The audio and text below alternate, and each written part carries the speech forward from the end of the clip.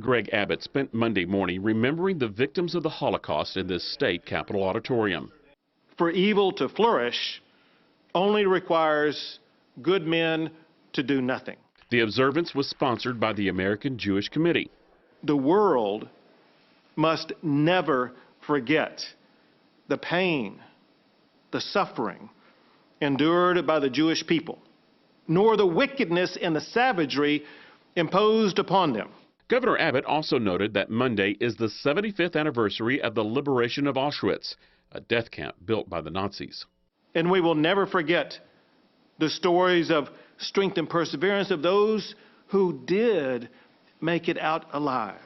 Understanding how the atrocities were set in motion is now taught to Texas school children.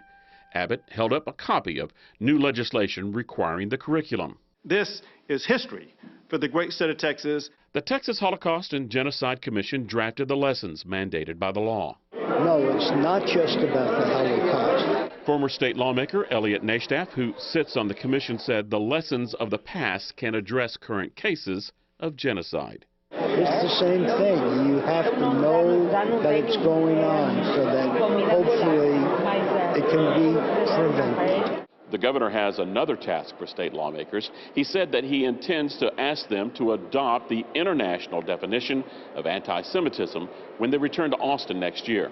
The definition written by the International Holocaust Remembrance Alliance defines anti-Semitism as a certain perception of Jews which may be expressed as hatred toward Jews. Rhetorical and physical manifestations of anti-Semitism are directed toward Jewish or non-Jewish individuals and or their property, toward Jewish community institutions and religious facilities. Texas will always stand with our Jewish brothers and sisters.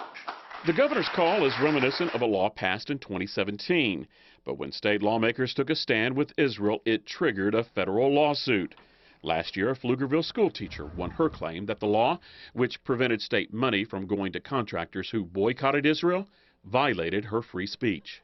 Words do matter. It's not limiting free speech. Randy Zarlinski, the director of the AJC of Houston, believes defining anti-Semitism will not be in conflict with the Constitution. You want to be critical of the state of Israel? A number of American Jews are critical of the state of Israel. But when you say Israel doesn't have a right to exist, that becomes anti-Semitic.